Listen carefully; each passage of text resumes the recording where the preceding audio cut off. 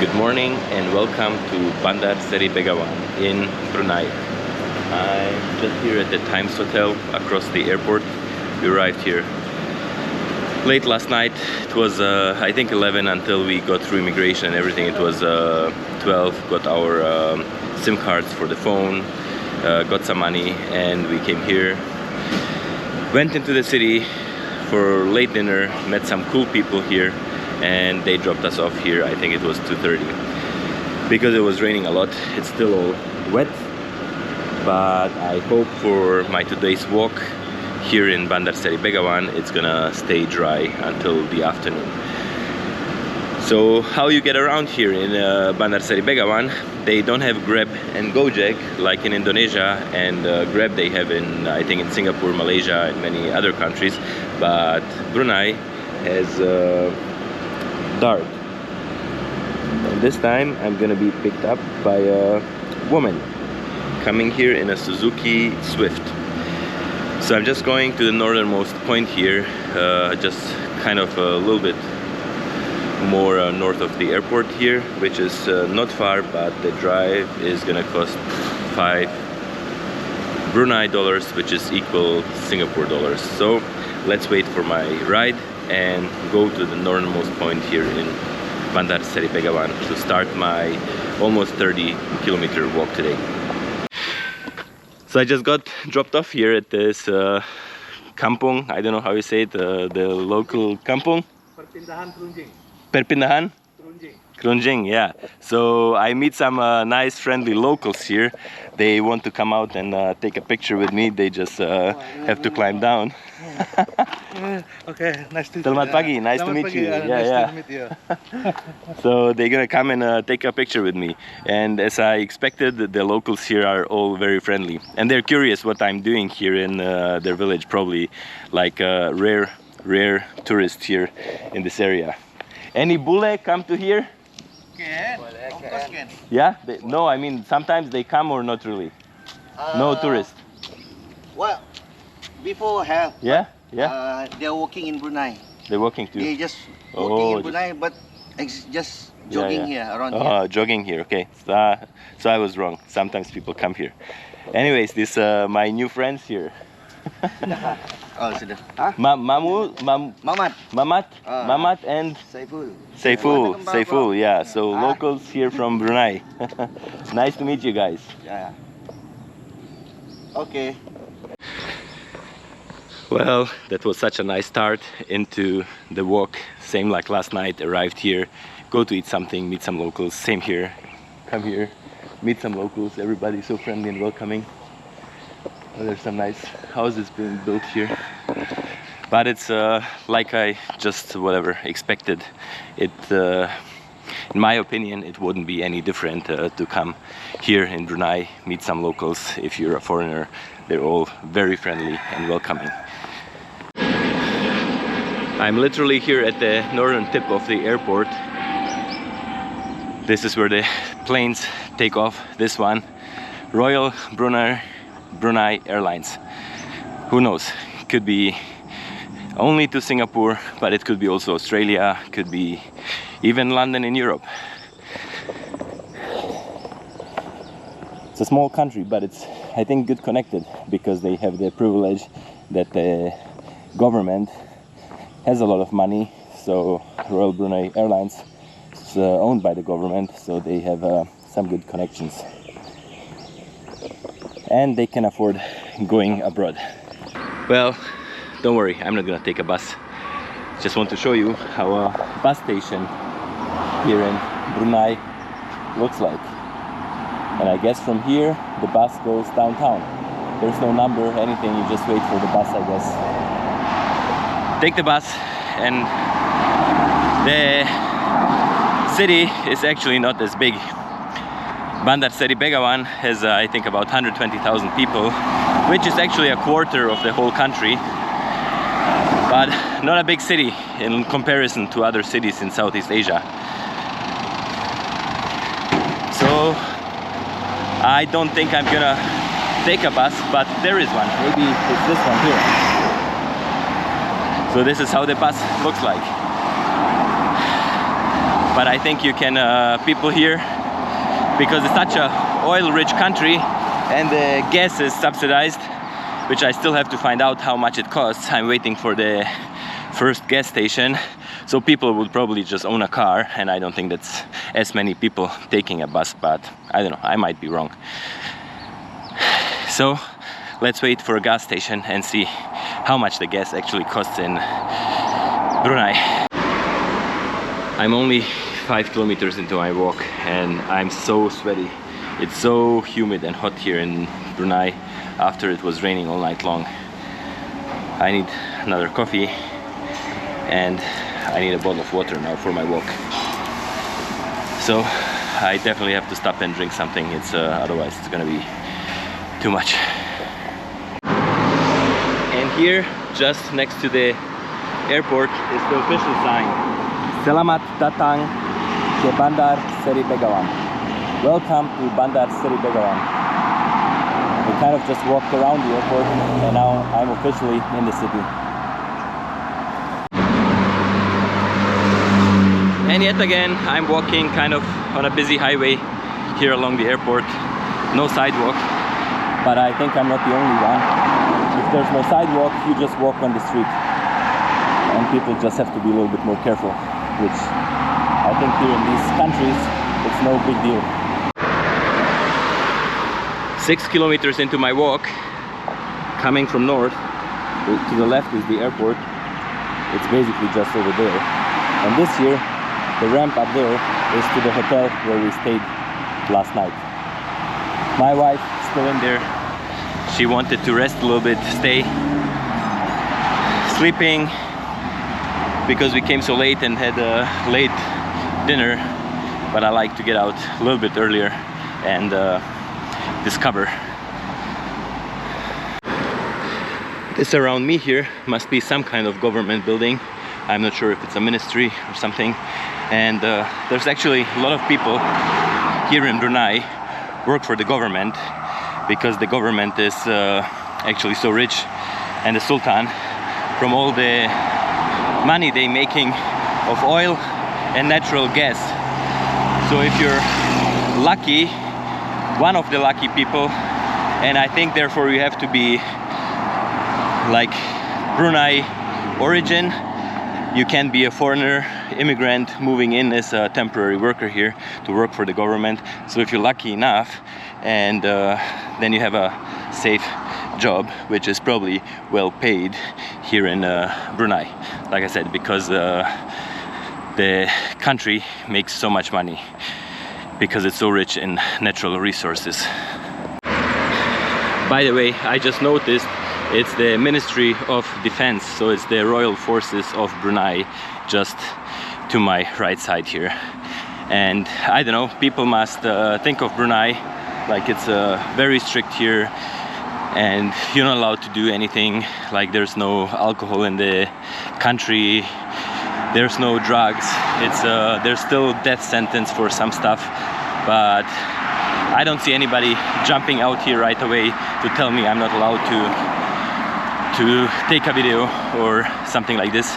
Even though I did hear from my friend last night when we were eating that if you are a YouTuber here in Brunei or do any social media, you cannot get monetized, because the government actually doesn't want people within Brunei here to probably like publicly talk about some issues, or which any country in the world has its own issues.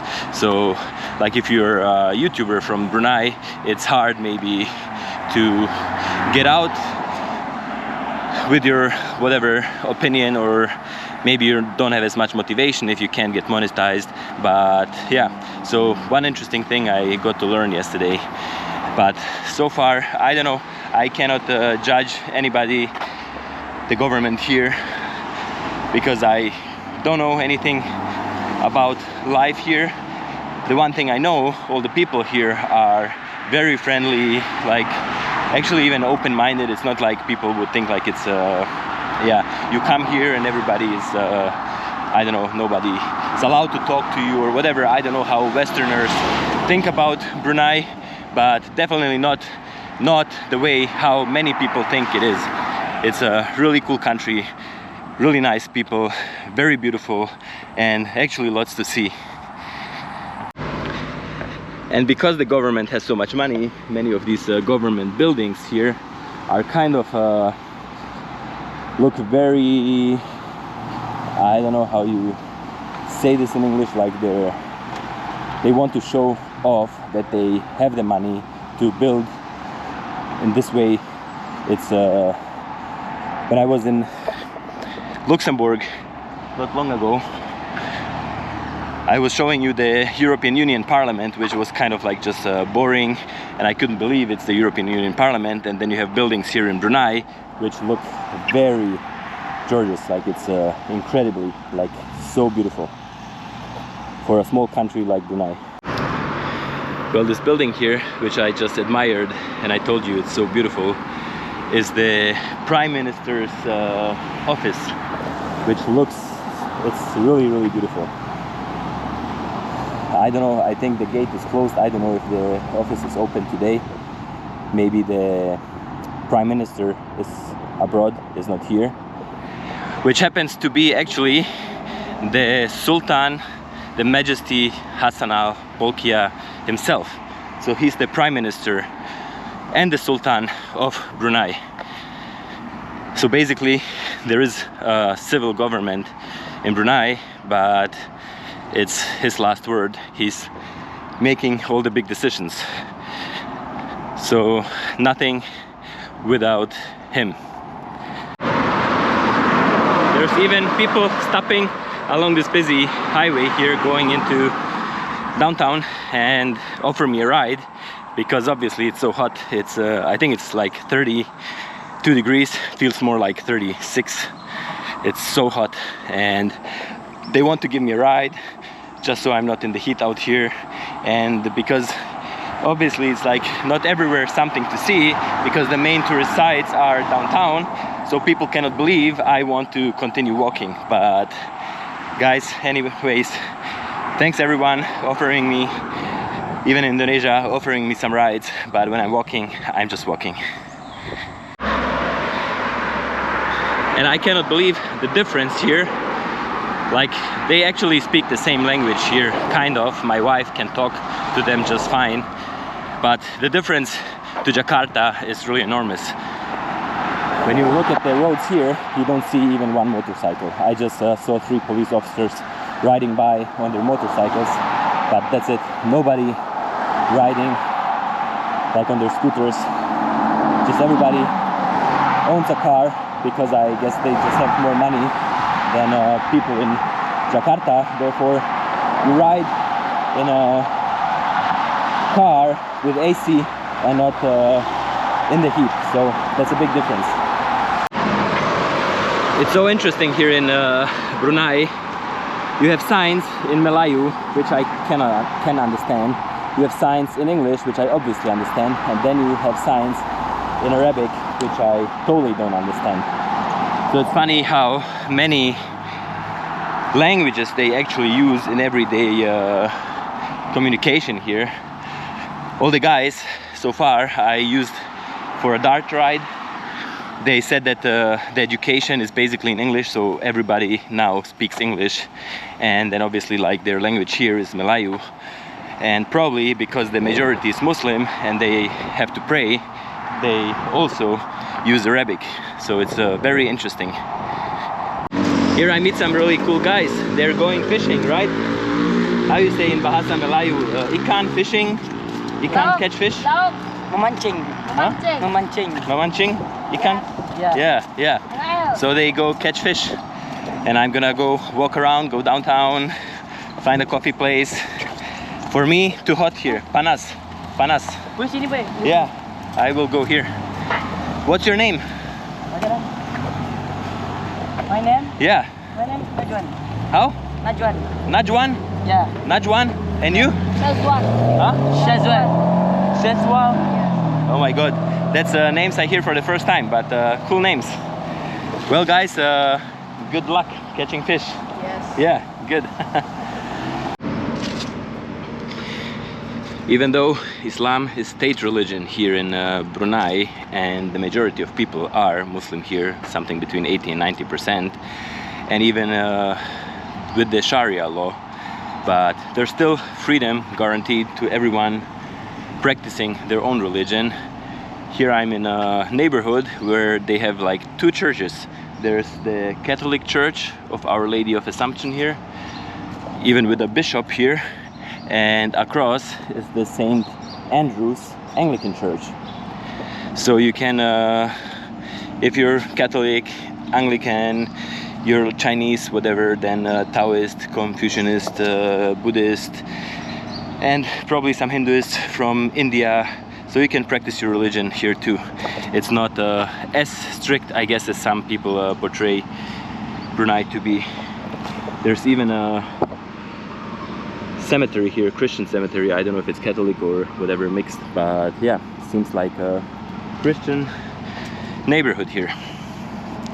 And even the lady yesterday we had dinner with, and they paid for our dinner when we first arrived, Juliani, she invited us, if we're gonna stay long enough here, to come visit her for Christmas, because she's gonna celebrate Christmas. Very nice. I really had to go pee badly, even though it's so hot and I'm sweating. I didn't go pee since in the morning. It's so good to be in the shade. There's a public toilet here in Brunei. Looks actually quite decent. The only thing, if you have to go poop, oh, there is even a Western style toilet. That's good. And everything looks very neat for a price of 20 cents.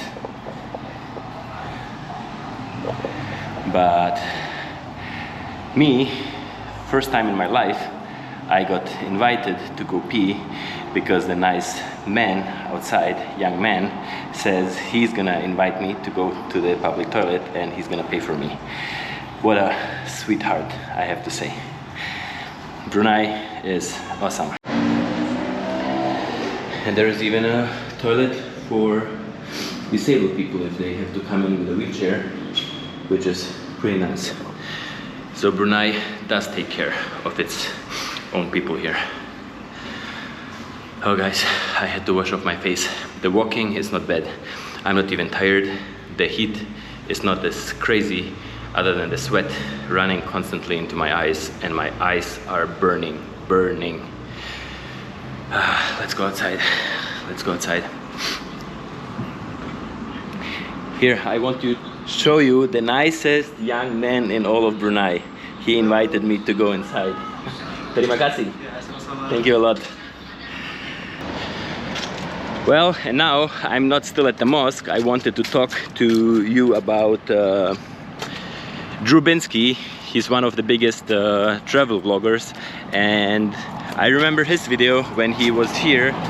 He wanted to go to the Omar Ali Saifuddin Mosque, and I don't know, for whatever reason he was not allowed to enter. Maybe because he had a camera, he was vlogging, maybe people were praying, I don't know. And then he felt he was not welcome in Brunei. He didn't like it. His video turned out to be very negative, not in a nice way, talking about Brunei. It was his least favorite country. The video went viral, and yeah, so I did go to Brunei, 12 years ago, and I could not kind of share my thoughts or opinion in the same way. So I was curious why it was this way, because like you see, this is the first country ever somebody invite me to go pee. He said he's gonna pay for me. And everything I do, everywhere I go, people here are so welcoming. And even Drew Binsky, after he visited all the countries in the world, he went back to Brunei, he did another video, he gave the country a second chance, and then he realized that the country is actually a really good place to meet people, because they're also friendly, and whatever went wrong in the first time, it definitely is not the way Brunei is. I can reassure you here with my video last night, Giuliani inviting us for dinner, paying all our dinner, which probably came to $30–40. They didn't want to let us take care of our ride, whatever it's gonna happen at night in the rain. So after they started driving home, they called us and said they want to drive us back to the hotel. This guy, he invited me to go to the toilet, and I'm pretty sure there's gonna be more such cool things. Giuliani invited us to go tomorrow to visit her and her family at her home, so we have to organize this. I have to rent a car probably, and gonna see this. So within the first, whatever, like let's say 6 hours I'm here in Brunei, only the good and best experiences. I'm already in downtown Bandar Seri Begawan, and just behind me here is a hotel which has a special place kind of in my heart. It's the Jubilee Hotel. It's actually not about the hotel, it's not even the nicest hotel, or for any reason like whatever, like the best place to stay here in town, and doesn't even have like good reviews anymore. But it's about the lady who was working there back, whatever, 10 years ago when I first visited here, or even 12 now almost. So I'm gonna talk about this, and whatever, I'm gonna make a video here about why I fell in love with Brunei, and one of the reasons is this place here, which I'm gonna let you know. I was already wondering where all the monkeys are, because I remember last time when I was sleeping at the Jubilee Hotel, they were screaming so much. I could not sleep in the morning, and here they are. That's where they are today, around here at the market.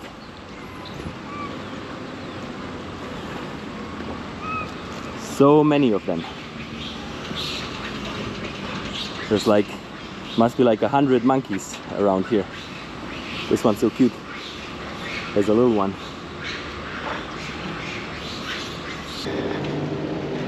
I just arrived at the waterfront here, and it's starting to rain a little bit. It doesn't look like a whole lot, but anyways, if you come to the waterfront here, there's gonna be many guys approaching you to take a boat ride or a tour here to the mangroves.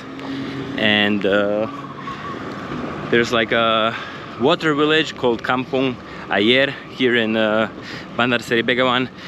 I did all this 10 years ago, and the Giuliani yesterday told me it's about $35 per person. I don't know, we might do it tomorrow. I might do it with my wife, I don't know, I'm not sure. But if I don't, it's a really cool way to discover here. The guys are actually friendly.